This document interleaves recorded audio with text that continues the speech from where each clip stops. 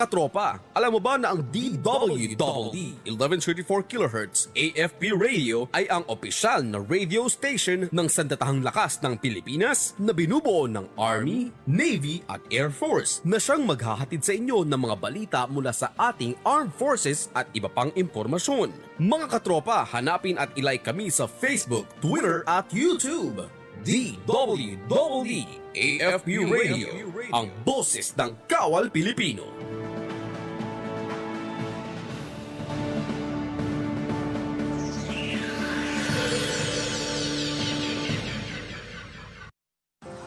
Nagpares bakuna ako para may dagdag protection mula sa COVID-19. Lalo na ngayon, dapat umiwas sa malubhang kaso nito. At dahil kailangan kumayod para sa pamilya, dapat bawas pangamba saan man pumunta. Kasama ng mask, hugas at iwas, mas protektado tayo pag may res bakuna. Napatunayang ligtas at mabisa ang res bakuna. Kaya buong pamilya ko, naka 2 doses na. Libre lang ito. Pumunta sa inyong health center o tumawag sa DOH 1555 hotline.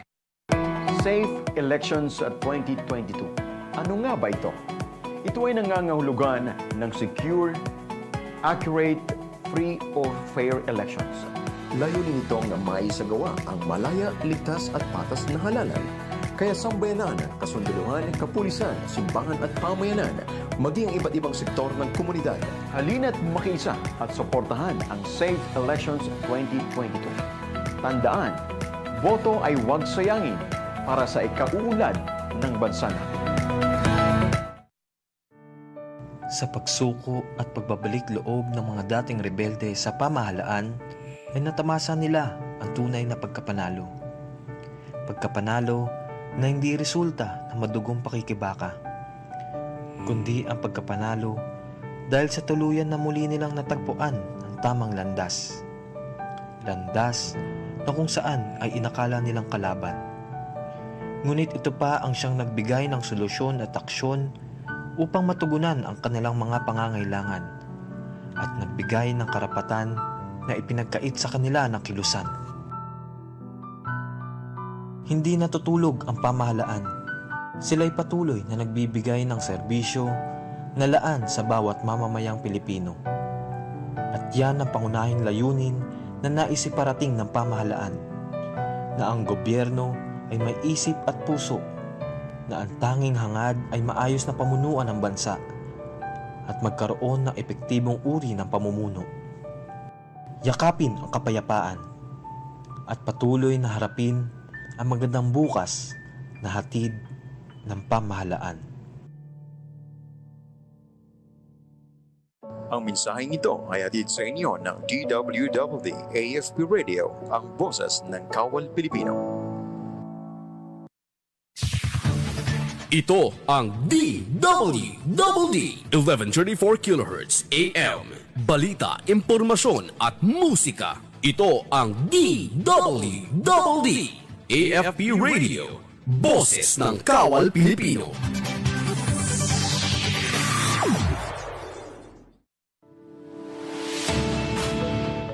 Mula noon hanggang ngayon, ang iyong AFP Health Service Command patuloy ang pag-aalaga, pagbabalita ng mga serbisyong pangkalusugan para sa mga kasundaluhan at sibilyan. Ito ang iyong USAPANG Health Service dito lang sa DWDD AFP Radio. Iba tayo! Good afternoon,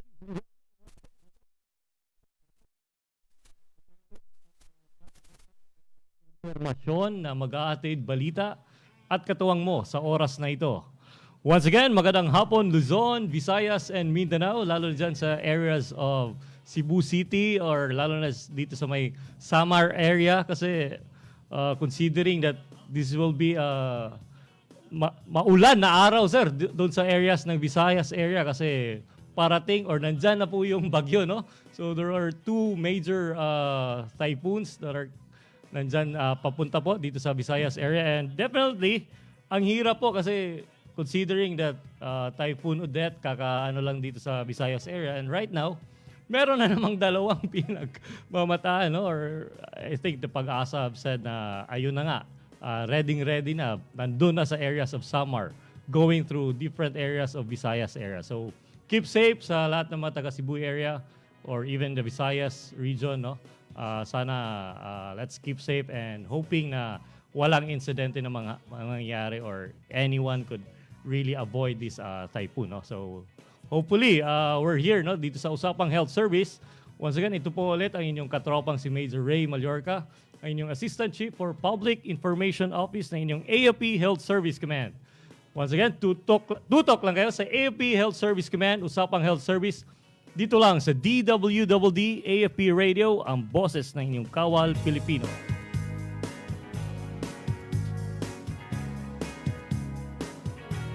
Sobrang lamig na araw na to, no? Because of this typhoon, no? At the same time, also we would like to greet the personalities behind this Usapang Health Service. Once again, to the station commander or the group commander ng inyong MCOG dito sa Civil Relations Service ng Armed Forces of the Philippines, no other than Major Pancito, sir. Maraming salamat sa opportunity na binigay niyo sa amin dito sa programang Usapang Health Service. And also, we would like to recognize the importance, no, ng ating commander ng AFP Health Service Command, no other than Brigadier General Edgar M. Cardinosa, Philippine Air Force. Once again, the commander of the AFP Health Service Command. Sir, thank you for the opportunity and the support that you always gave to us dito sa Public Information Office. At siyempre, napapanatili natin yung image and dissemination of what will be the different information, educational campaign, as well as the way aheads ng ating AFP Health Service Command in general. Siyempre, bati rin po tayo, no, sa ating mga nakikinig dito via FB Live. Laging nakatutok sa atin yung Team OCG ng office ni Commander dito sa AFP Health Service Command, Edison Baldonado. Good afternoon, Sergeant. And siyempre sa ating mga katropang nakikinig, kila Mark, Gregor, and Eva is watching all over from the Department of Mental Health and Behavioral Science. So lagi nakatutok sa atin yun from the Department of Mental Health and Behavioral Science, lalo na sa ating mga pasyente dyan sa V. Luna Medical Center.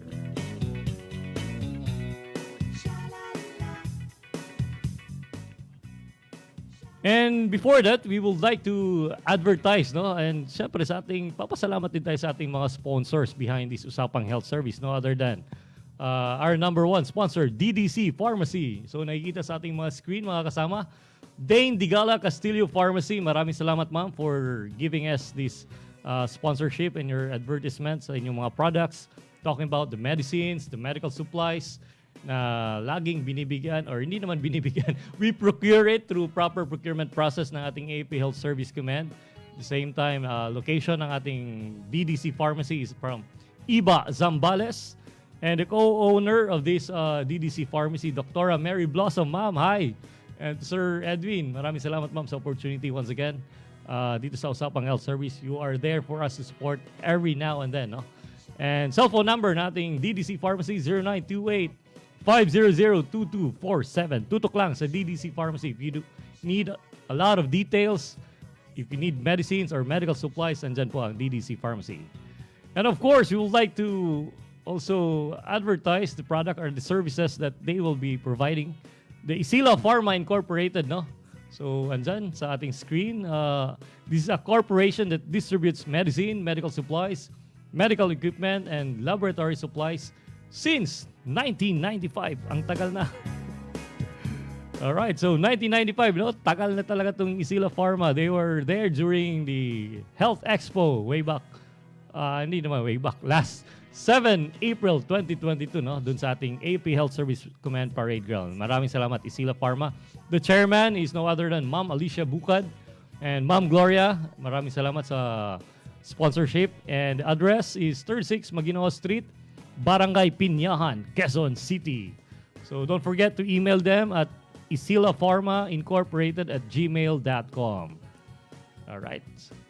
So of course, we would like also to advertise the product of the Abscess V. Luna branch, no, and gas station. Makikita dyan sa ating screen. So a lot of their services can offer, syempre, mga grocery items. Kung gusto nyong bumili, kung di pa alam na ating mga katropang nakikinig o nakikibalita sa atin. So your APSES or your AFP, Commissary Services, no? Services is nandyan sa Viluna branch. At the same time, may mga XCS or diesel tayo gas station for, syempre, napakamurang cost, no? So, dyan sa Viluna APSES branch and gas station. And of course, wag natin kalimutan, no? Lahat ng ating mga sponsors you can avail, no? You could directly contact our Public Information Office, lalo sa AFP Health Service Command Public Information Office if you would like to advertise your products or even services na related to medical or any allied medical services, no? Dito sa Usapang Health Service. So marami nang nakikinig at nakikibalita sa atin, no, dito sa Usapang Health Service. And of course, no, wag na natin patagalin, no. You'll like to present to you a glimpse, no, of what will really be our topic for this afternoon, no. It pertains to the Health Service Education and Training Center ng inyong AFP Health Service Command. So please watch this, 2 o'clock.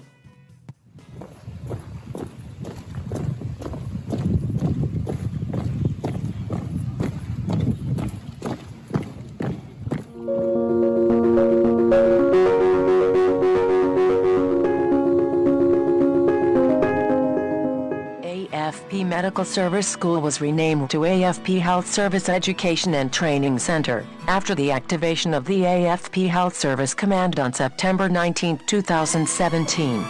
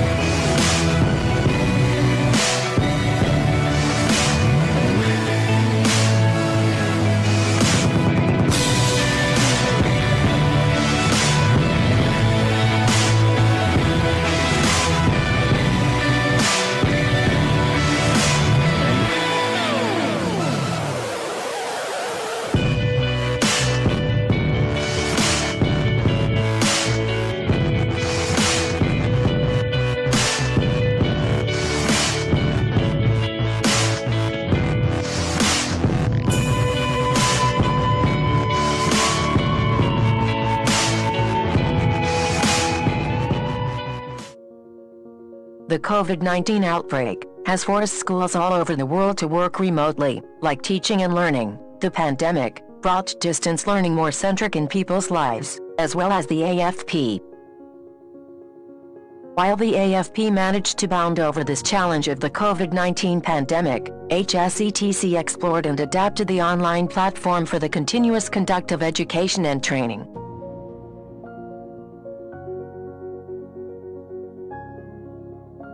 It has been defined by a mixture of inspiring and challenging experiences that focuses on personnel capability and development to address the mounting training needs of the organization. The center implemented these trainings following the guidelines set by the higher headquarters for the conduct of training activities during the COVID-19 situation. A localized policy approved by the command was also utilized to steer these trainings. Under this policy, training candidates were monitored for 14 days upon arrival. Instructors from other camps delivered their lectures virtually using various teleconferencing software. Face-to-face lectures were provided by those within the center and within Camp Viluna. This ensured that the training staff continually mentored and developed the students while mitigating the spread of the COVID-19.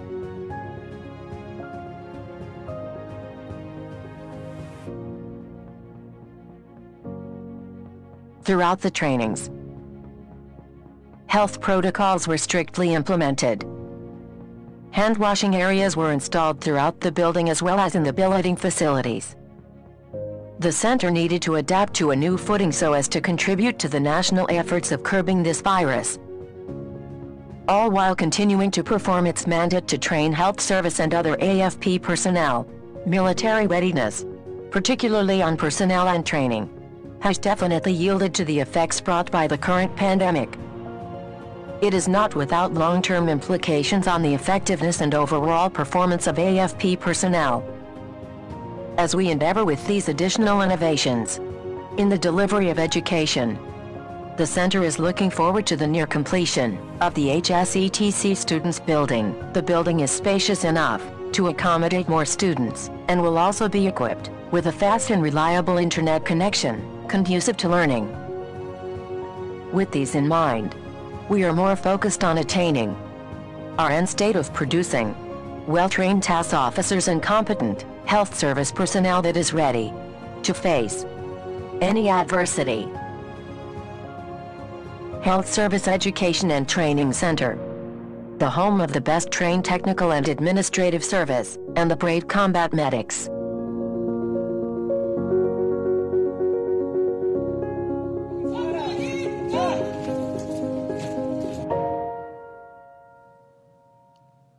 Ayon, that was a good audiovisual presentation from the Health Service Education and Training Center nating AFP Health Service Command. This is just one of the organization or unit or center pala, no? Center pala tayo. Talking about sir, no? Health Service Education and Training Center, no? Ng ating AFP Health Service Command. So for the information of everyone, we are very delighted enough, no? Na syempre, this is an opportunity, no? To give us the details, to give us information or relevant factual information about your Health Service Education and Training Center. Considering a lot of our... Saan ba nanggaling itong mga basic aid man natin na mga from Army, Air Force, or Navy? Or what will be the updates or trainings pertaining to the welfare of our nurses, our doctors, or even our Sundalo, no, na na-assign sa inyong mga units, no? Which is very important, mga trauma dito, is that in any factors that considering the war or conflicts or terrorist attack, no, napaka-importante na inyong medical aspect, especially during this kind of situation or events that may happen, no? But iniiwasan naman po natin, no, na magkaroon ng ganong insidente. We are not hoping for it, but as long as the Health Service Education Training Center is ready and determined enough na magkaroon ng ganitong educational products sa ating mga estudyante at the same time, siyempre for us to be ready in any times of crisis.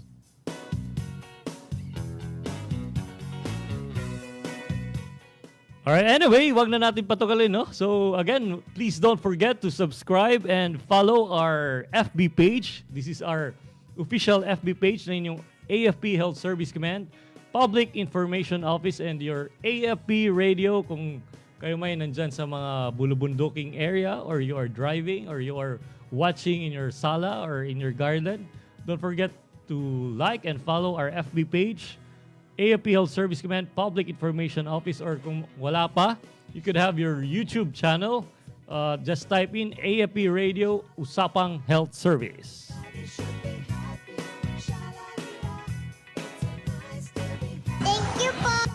All right, Sir Riza, thank you.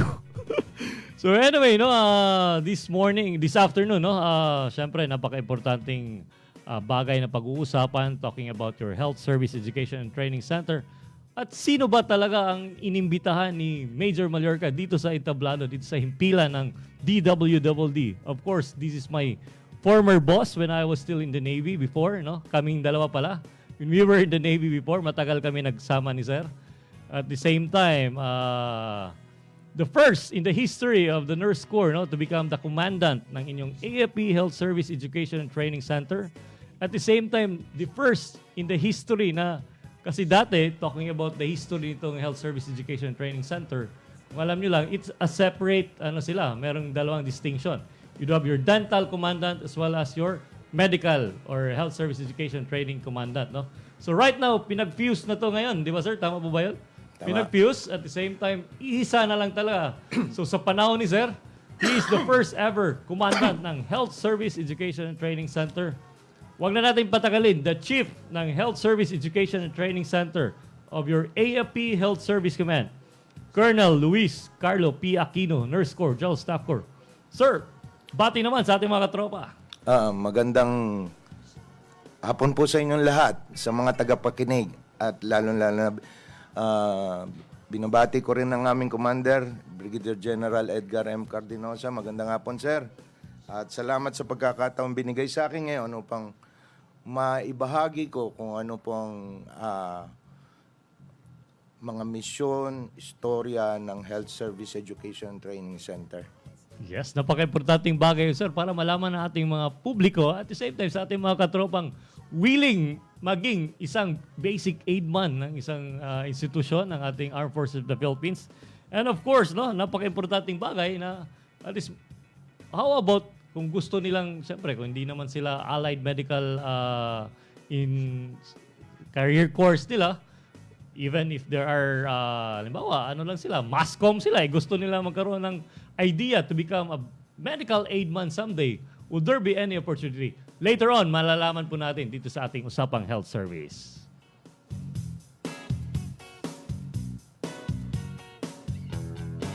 So maraming nakatutok sa atin, sir. No? Of course, we would like to greet John Labiano Nisperos, Mabuhay Nurse Corps AFP Mentoring Program, Class 15-22. All right, Vincent Philip Brocoy, good afternoon, Sir Rhey. More power to the program, sir. More power din sa inyo dyan sa team Infectious Ward ng Modular ng AP Health Service Command V. Luna. Leche Carapsi is watching us. So maraming salamat. Ang daming tumatawag sa akin ngayon. Pasensya na kayo, hindi ko kayo masagot, ma'am. Later on, I'll be calling you after this program. So, diretso na tayo. Sir, thank you for the opportunity, sir, na nandito ka sa ating himpilan ng DWDD dito sa Usapang Health Service. Maraming salamat rin sa pagkakataong to. Kahit malamig ang lugar, sir. So, binigyan mo pa rin kami ng pansin dito sa ating Usapang Health Service, which is very important naman talaga, sir, para at least malaman na ating mga katropang nakikinig. All over the Philippines, not just in locally, sir. We are seen, we are heard internationally, no? Kaya malalaman mo, meron taga UK, mga US, Canada, nagkaano dito, nag-search sa ating FB page. Sir, unang katanungan, wag na natin patagalin, no? Dito. Sir, number 1, paano po nagsimula, sir? Could you give us a brief history? Kailan po ba nagkaroon ng military medical school dito sa AFP Health Service Command? Alam mo, Rhey, matagal na itong ang Health Service School. Ang pangalan dati nito ay AFP Medical Center.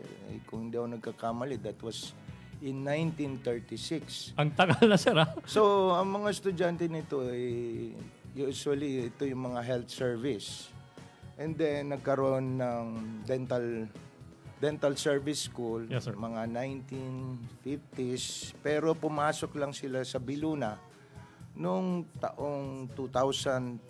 Lately lang, sir, no? Okay. Bago lang pala. So, etong school na ito, naging hinaus to sa isang building, dalawang school, AFP Medical Service School at saka yung AFP Dental School. Pero nung create ang AFP Health Service Command noong 2017, minerge na ito. Kinumbay na, sir, so, nurse. naging AFP Health Service Education and Training Center. That was the approval from the higher headquarters, sir? Yes. Of course, no. So, dating hiwalay, nag-merge, lumaki ngayon ang kanyang sinasakupan. Right now, doon sa AFP Health Service Education and Training Center, meron 5 branches na, may 5 departamento. Ito yung Medical Core Department, Nurse Core Department, Dental Service Department, Medical Administrative Core Department, and Veterinary Core Department. So 5, sir, to highlight, no? Okay. So, naging de facto ito ng Technical and Administrative Service Corps. Kung kaya 5 lang talaga dapat ang nag-i-schooling rito ng Corps, pero nasama na rin ang chaplain service. Yes, sir. Considering the chaplain, the jago. Judge Advocate General, at saka ang Corps Professor. Kung kaya sa mga opisyal na technical administrative services, 8 ang kinikater nito. Sir, what will be our way ahead? Could we see it as a challenge para sa atin na considering we are in the medical allied, but however, nandun pa rin yung other branch of service like chaplain, jago, or even, ano pa ba yung isa, sir? Dalawa lang, sir, di ba? Sa aking pagkakatanda kasi, dati, kinikater tayo ng Philippine Army Technical Service Officer School. And then, nalipat to sa Combat Arms School. Now, nung nagkaroon ng arrangement na ang military phase ay gagawin na rin sa Viluna, nawala ang School for Technical Service sa Philippine Army. Kung kaya't, kahit ang pangalan ng ating school is Health Service School, kinater na rin natin ang JAGO, ang chaplain, at saka ang Corps of Professors. Ayun. So at least we know the history behind this AFP Medical Service School pa to noon, sir, no? And then in 2017, it was highlighted na nagkaroon na tayo ng AFP Health Service Education and Training Center na ang tinatawag. So thank you, sir, for that background, that history behind bakit nagkaroon ng... At least para hindi malito yung mga ating mga katropang nakikinig, bakit medical allied school ito, tapos merong JAGO, merong chaplain, merong Corps of Professor, di ba? Siyempre, yan yung mga tasks natin, sir, na tinatawag. Sinasabi ko nga, it was only operationalized in 2017. And yes, sir. probably nandun pa tayo sa transition phase or may birth pains pa rin na maaaring later on maitama lahat to. Yes, sir. Pero ang kagandaan nito natutugunan natin pangangailangan ng technical and administrative services. Yes. So napaka-importanting bagay, sir, dahil siyempre part pa rin sila ng ating technical administrative service. We cater them. Of course, this is very important for their career course naman din. Para, of course, they will promote, sir, no, to the next higher rank. Sir, second question tayo. Okay. Ano po ba yung mga course na meron ng ating AP Health Service Education and Training na siyempre yung ino-offer niyo, sir, dito sa ating mga katropa at mga kasundaluhan na related sa Allied Medical Service? Marami yan. Kasi nga sinabi ko, it is a health service training. Okay, ang pinaka main main task namin is the professional phase. Okay? Ang mga doktor natin, yung mga meron silang kurso na combat medicine. Yes, sir. Okay, ang nurse corps natin meron yung nursing specialization course. Ang dental is dental specialization course, veterinary, mga specialization nila plus DMAC na meron rin silang basic hospital admin. Yes, sir. Okay? Now, sabi ko nga, de facto ito it is actually the School of the Technical and Administrative Services. That is why lahat ng mga miyembro ng Technical and Administrative Services dumadaan rito. Nag-uumpisa sila sa preparatory phase, which is the Technical and Administrative Service Military Orientation phase. Yes, sir. Now, dito binibigay namin na parang pinapakilala lang namin ang buhay ng isang military. So, coming from civilian, binibigyan sila ng mga subjects at saka mga activities na magpapamulat sa kanilang mata na ito, pumapasok ka na sa military. At maaring ito na yung maging buhay mo sa susunod na 20 hanggang 30 years. Okay? So, ang susunod dyan ay yung basic. Yung basic medyo mabigat-bigat na yan. And actually, ang basic, kailangan mong kunin in order for you to be promoted to a rank sir. Yes, na ano niya. One of the requirement ng ating career. So, sabi ko nga, ang task mo is pagpapakilala. Ito hinuhubog ka na talagang i-embrace mo ng military na ito na yung magiging buhay mo. Sir, just a follow-up question, sir, talking about task mo. Kasi previously, when we were sa inyong panahon siguro, sir, that was in Tanay pa, sir, no? Yes. That was your pre-entry or it could be your basic. But however, during the days goes by, the years goes by, sa panahon namin, it was in the Philippine Marines. We were trained. Then later on, siguro mga batch 8 lang to batch 9, it was then later on, doon na sa Army na naman, sir, sa Tradok. And then later on, it was then approved dito na sa ating Health Service Education Training Center dito sa Viluna. Yes. Why is it happening, sir? Right. Actually, during my time, it was 6 months training. Yes, sir. And then, today, it is only 45 days. Kaya nga sinabi, military orientation course. It's only an orientation so that usually yung iba rito mga nagseserbisyo na. So, nag-uniforme na, kaya lang wala pang serial number. They are given the rank of probationary second lieutenant. So, binibigyan sila ng orientasyon or pagpapakilala kung ano talaga ang military service. So, after your orientation course, you will be scheduled now to undergo the basic officer course. Ito medyo matagal-tagal, 16 weeks to. Sir. 5 months, almost 5 months siguro, sir. 4 to 5 Four. months. 4 to 5 months. Sa ngayon is medyo umaabot ng ganun dahil Depende. dinagdagan sila ng quarantine period. Dagdag, sir. Dagdag. So, days nila. Dagdag. Yes. Okay. So, lahat ng technical and administrative services kailangan dumaan rito kasi hindi ka mapropromote. Yes, Plus, we also cater to the reservists. Ito yung mga nasa APRESCOM. Even though kahit basic yan, sir, or advanced Basic course man yan, and we could advanced accept course. pala, sir. Yes, kasi it is a requirement for promotion. Alright. So, ang mga reservists kasi or NRI, kailangan rin nila mag-schooling para maka-advance sila sa next rank. Alright. So, one of the requirements pala talaga, sir. Requirements talaga. Kung kaya't lahat ng task dadaan dito sa eskwelahan ito. Kaya looking back to the different technical service natin sa could be Jago, it could be Corps of Professor, could be dental or any allied technical, no? Lahat po kayo dadaan at dadaan sa kamay ni Sir Alo. So, as the chief. Another thing, okay, yung sinabi mo kanina, yung mga sundalo natin, meron tayong tinatawag na non-medical. Okay? Yes, sir. Kasi nanggaling lahat to sa basic soldiery course. Yes, sir.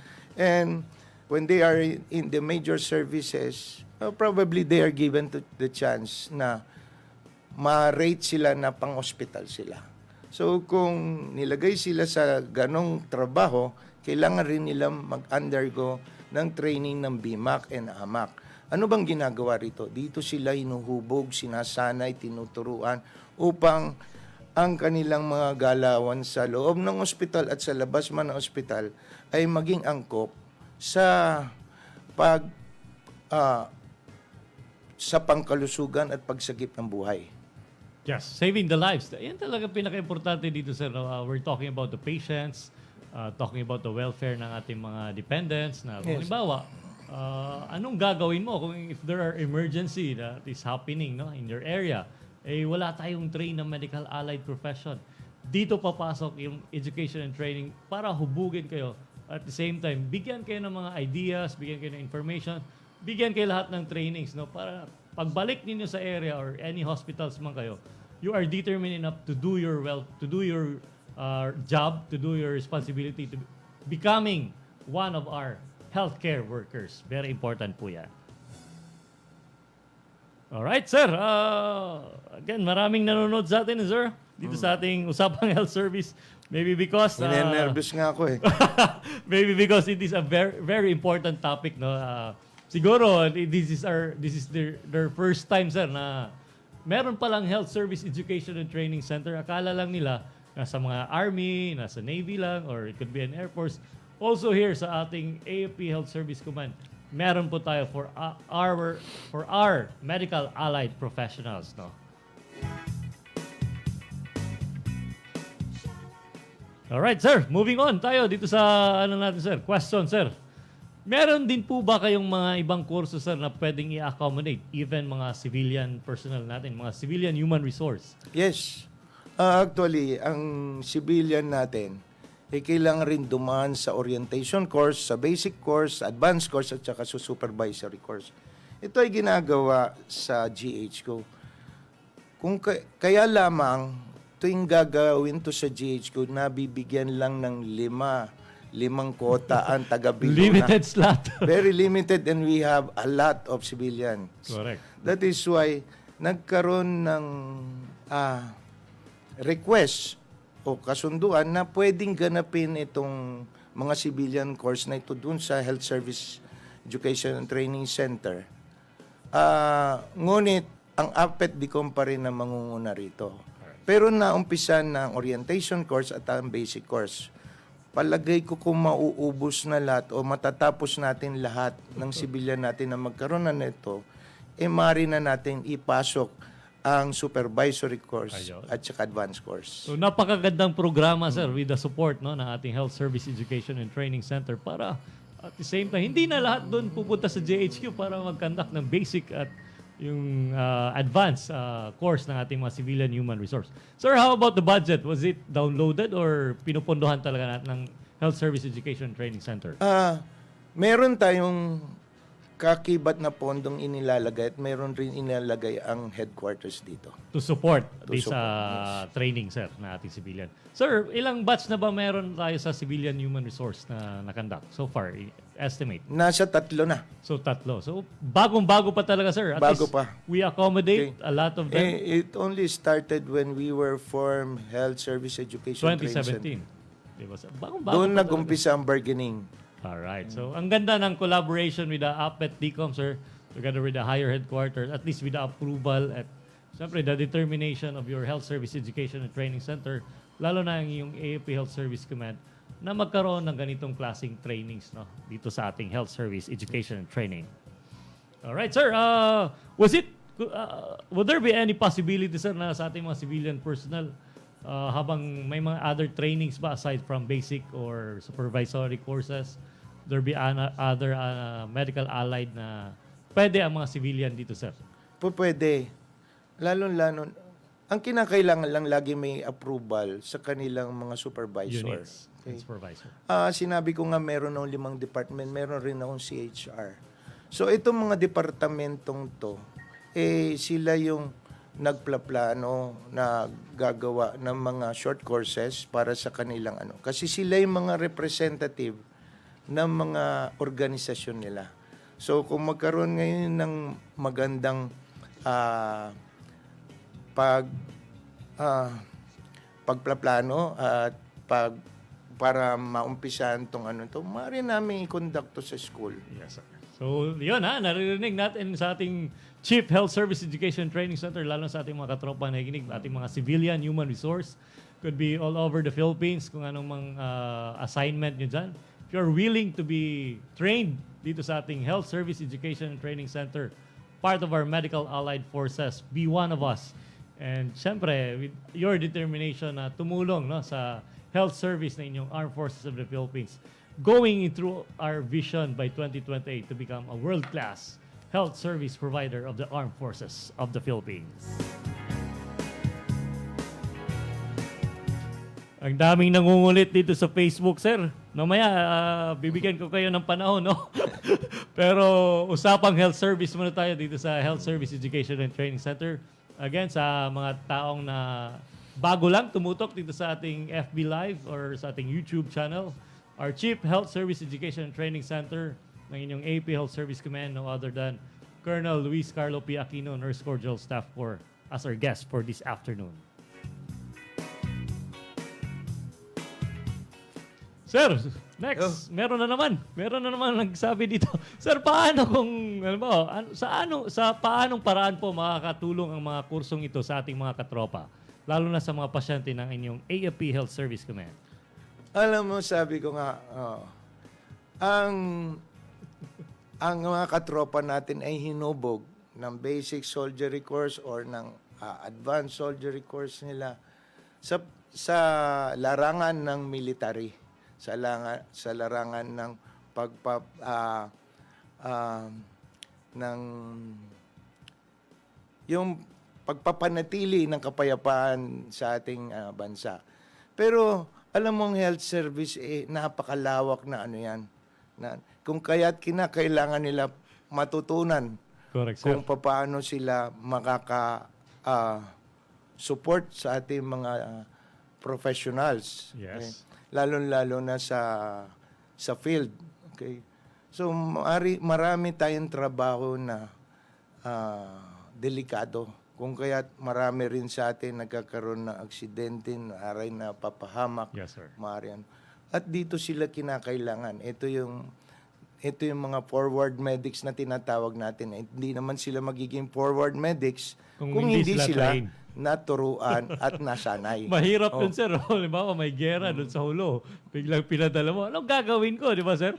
Mahirap na mabalian ng buto, hindi nila alam Hindi na alam. paano nila i-manage yun. Lalong mapapasaktan yung ating mga katropang sir, doon sa gera.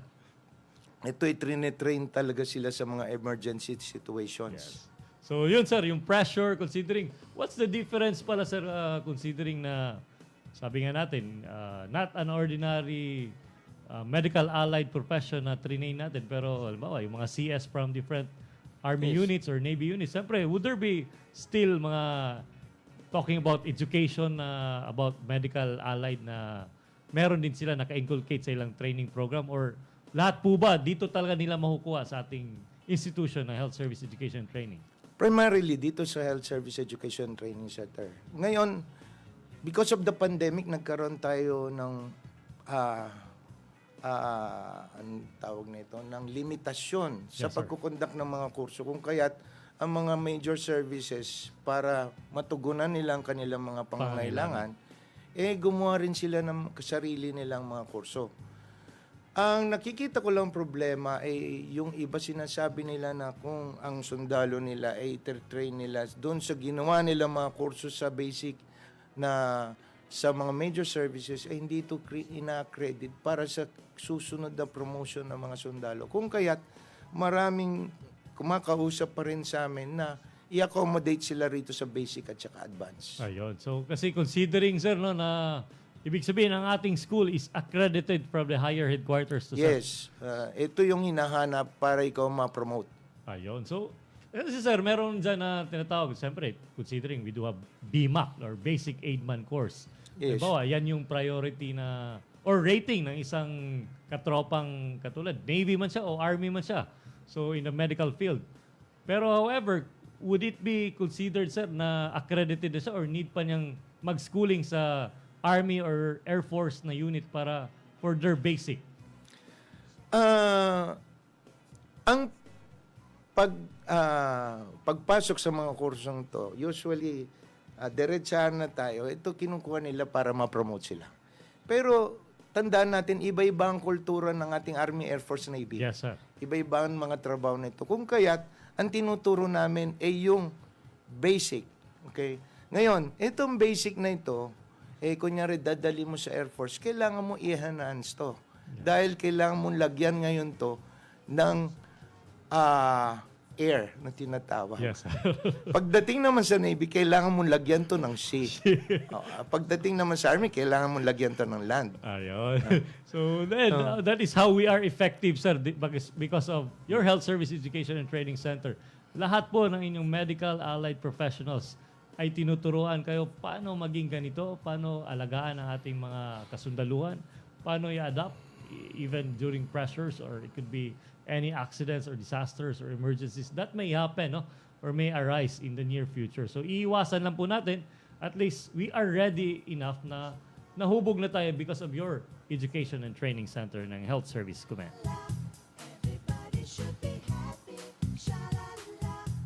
Alright, habang marami pa tayong mga kaganapan dito, sir, no, mga follow-up questions, syempre, babatiin pa rin natin yung mga nanonood sa atin, sir, sa live via FB page ng ating Health Service Command, at the same time sa YouTube channel ng ating AFP Radio, DWDD AFP Radio, ang boses ng inyong Kawal Pilipino.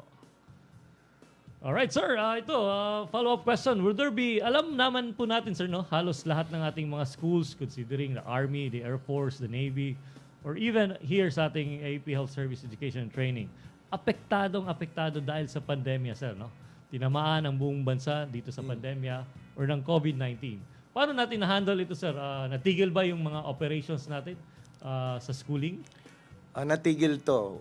Sa maikling panahon natigil kasi hindi namin pwedeng pabayaan ang mga schedules namin. Kung kaya tumanap kami ng mga pamamaraan, nakipag-usap kami kung paano namin gagawin, at humingi kami ng tulong para masuportahan kami.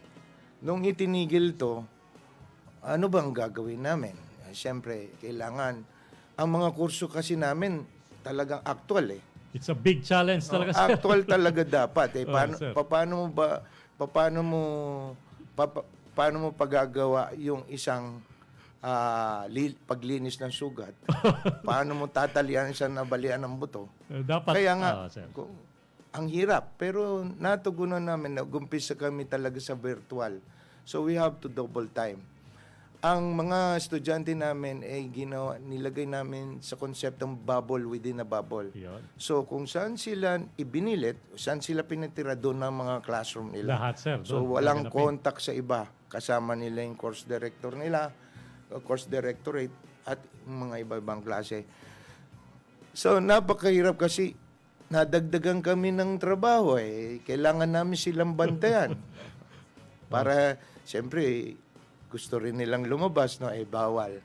Ngayon, medyo nung gumanga, nagkaroon na kami ng blended. Ano ibig sabihin ng blended? Ito yung sa umpisa, yung tinatawag natin lectures or didactic phase, yun na lang ang VTC. Through virtual. Pero, darating ang may mga okasyon na kailangan ka mag-report para magkaroon ng Face-to-face na, sir.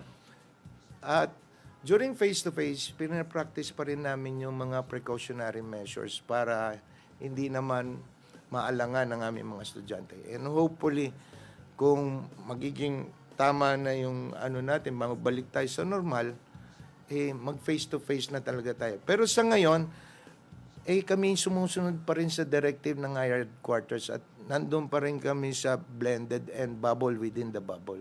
So kung kaya't sinabi ko kanina, kung ang training mo is 16 weeks lang, nadadagdagan yun. Kasi lahat na magta-training sa amin, kailangan mag-undergo ng 15 days quarantine. Quarantine period. So yun, no?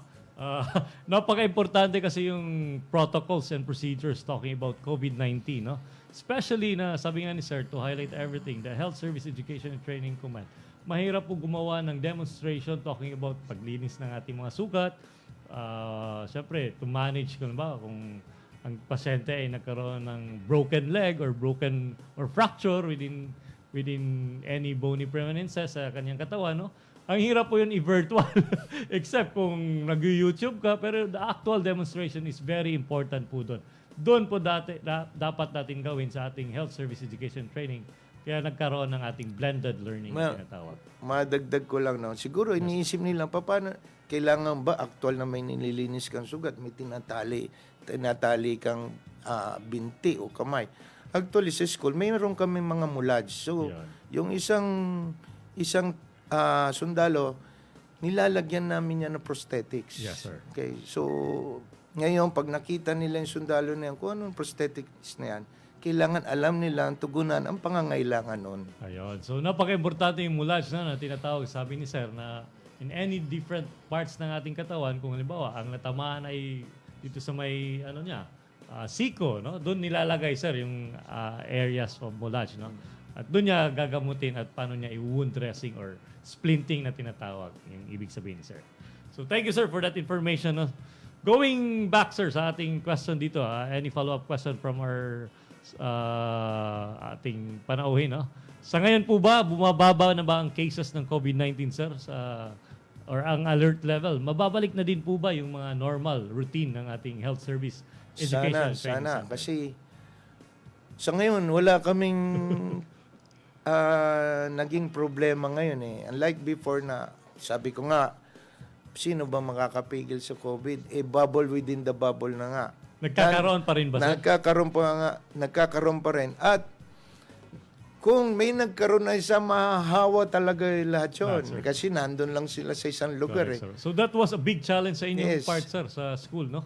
Na considering iilan lang po yung barracks, would it be accommodate na lahat ba ng estudyante, sir? Sa ngayon, dahil sa suporta nga ng Health Service Command, napapairam ako ng barracks. Kung nakita niyo yung kaninang clip namin, ginagawa pa yung main barracks ng mga estudyante. And hopefully matapos na rin para maibalik ko naman yung ibang barracks sa pinairam sa akin. So that was part of the PRRD project, sir, yung Health Service Education Yes. and Training Center Barracks, no? So, ilan bang maka-accommodate dun, sir, sa barracks na yan? Mga 200 to 250. So marami-rami, no? Marami-rami. Pero kung magiging normal na, rin, na tayo talaga, kulang pa rin yun because Oh, yes, sir. nung normal pa ang school, merong not less than 300 at any point in time Sus, na kadami. estudyante. So, kalain mo yan. Ilang tao yung meron tayo, sir, sa school ngayon? Siguro, Kakunti less lang than kami. 50. So, Pero only less than 40. less than 40. So, imagine, no? Considering 300 students with only how many personnel na in charge dito at gagampanan pa rin nila yung trabaho nila. Bubble within a bubble. Babantayan kasi di natin alam na meron pa rin tumatakas na pasaway ng mga estudyante. So, DR system, nandun pa rin, sir. Ginagawa natin ng paraan. No? Meron naman tayong tinatawag na blue book. Itong blue book natin, ito yung mga rules and regulations ng school. Yan. Na sa pagpasok nila, binibigay na namin para malaman nila kung anong pwede at anong bawal. Yes, sir. Sir, ano po ba yung mga preparation and requirements na kailangan ng ating mga sundalo bago makapag-schooling sa health service? Kasi siyempre, halimbawa, yung mga ordinary natin ng mga katropang gustong maging part ng ating medical allied profession or healthcare workers na gusto nilang magkaroon ng idea or siyempre gusto nilang mag-schooling na ganito. Would there be any requirements, sir? Marami. Unang-una, kailangan meron silang recommendation from their commanding officers. Okay? So, kung meron silang recommendation from their commanding officer at makakapasok sila sa quota, they have to register sa amin, registrar, na kailangan nilang mag-submit ng mga local clearances. At the same time, kailangan meron silang physical examination na hindi bababa sa P2. Okay? Kasi malaking bagay itong profile na ito dahil kung magiging basic medical aid man ka, kailangan mas fit ka doon sa magiging pasyente mo. Sir. Hindi yung ikaw yung magiging pasyente, sir. Hindi yung ikaw yung mas mukha pang pasyente ron sa iyong aalagaan. Okay. Correct, Another thing is dapat napasa mo ang PFT. Ayun, very And then important you wait for the order na mag-uumpisa na part na siya ng training. So, I-prepare mo na lahat ng kangailangan mo. Ano ba mga ito? Yung PPEs mo. Okay. yes. So lalo na considering this pandemic pa rin, sir, no, we still have to abide with the protocols and procedures ng COVID-19. Sabi ni sir, pati yung mga PPEs na tinatawag na same time mga requirements, marami po yan, di ba sir, na tinatawag natin. Parang basic soldiery pa rin to na tinatawag natin, no? Dito sa ating USAPANG Health Service or dito sa Health Service Education Training Center. Kung gusto man natin mga katropang gusto mag-schooling about medical allied services, pwede po kayo. Willing po ang inyong Health Service Education Training Center. Sabi nga ni sir, with the approval ng inyong mga unit commanders or any commanders or saan man kayong opisina na dito sa buong Pilipinas. So we're open sa Health Service Education Training. Sir, any final message? Kasi ang bilis ng oras, sir, eh. Any final message po para sa ating mga katropang nandyan, nakikinig, lalo na at bumabalak na nagpaplano na mag-schooling dito sa ating Health Service Education Training Center. Paano ba sila makakarating ng ganyang paraan, sir? Parang ang bilis nag-iinit pa lang ako. Nag-iinit pa ba, sir? Bitin ba, sir? Well, anyway, ang Health Education and Training Center, Health Service Education Training Center ay lagi pong bukas sa mga technical and administrative service officers at sa mga sundalong gustong magkaroon ng kanyang pagsasanay para sa pangangalaga ng ating may sakit at ating mga nagkaroon ng injury ng mga sundalo. Ang ating eskwelahan ay nagtuturo ng serbisyo para sa ating mga sundalo, ang kanyang mga direct dependents at saka mga authorized civilians. At sa aking pagkakaalam at sa aking paniniwala, ang Health Service Education Training Center ay isang competent na institusyon ng Health Service Command. Okay. At maraming salamat po sa inyong lahat. Sir, any bati sa ating mga taga-school dyan, sir? Parang nakikinig rin sila sa ating mga shout out, sir. Yung mga kasama ko dyan sa school. Ayun. So again, Maganda nga po sa inyo. alright, so once Salamat again, sa suporta. maraming salamat sir for the opportunity, for giving us the opportunity dito sa ating Usapang Health Service. No other than our guest for this afternoon, the Chief ng Health Service Education Training Center, Colonel Luis Carlo P. Aquino, Nurse Corps General Staff Corps, the first in the history of the AP Health Service Education Training Center as the commandant of your AFP HSCTC.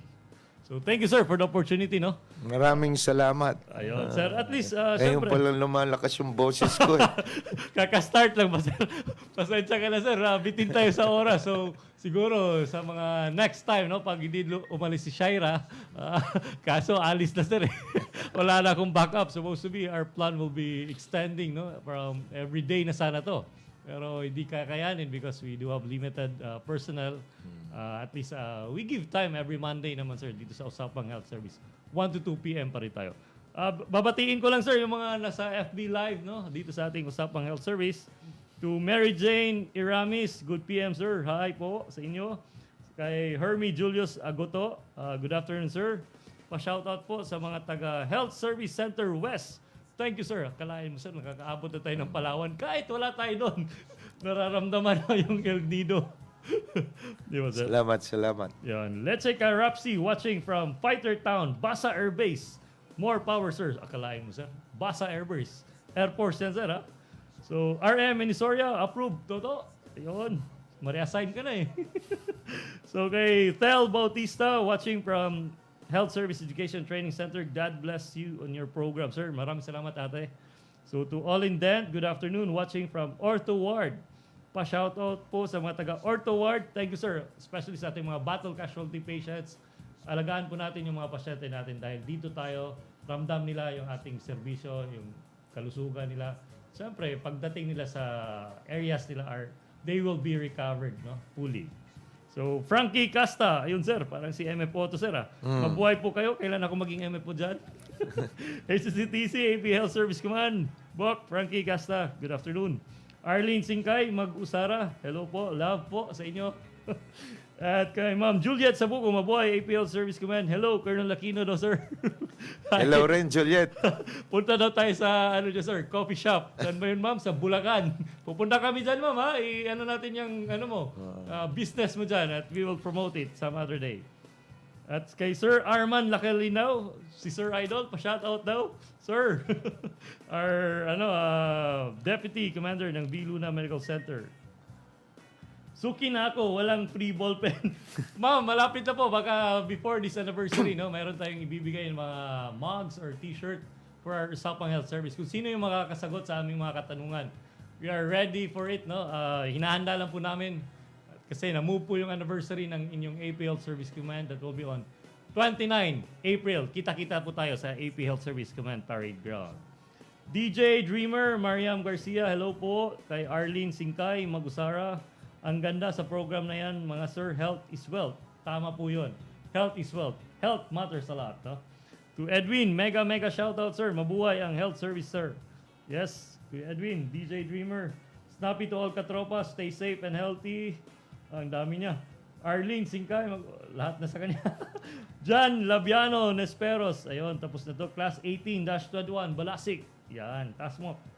Ang Hilo Saruka, shoutout po sa Plan, Operations and Training Department ng HSCTC. We are in full support of our commandant. Ayun, sir. Hello. Yung S3, Hello, sir. HSCTC, my family. Yan. Arlene Magsara, God bless you all, sir. Mga ma'am. Frankie Casta, pa-shoutout. Idol, kanina pa kitang sina-shoutout. Sa aking wife, nagikinig. Mitch, Mallorca, ingat kayo dyan, mga anak ko. Sa Cebu, kasi bagyo ngayon. Sana maging safe kayo. At syempre, ano pa ba to? Ang dami, sir, Jan Aquino, pa-shoutout po sa papa ko po yan. Sir, yung anak ko pala, sir. Hello po. Naligaw, Naligaw, sir, nakikinig.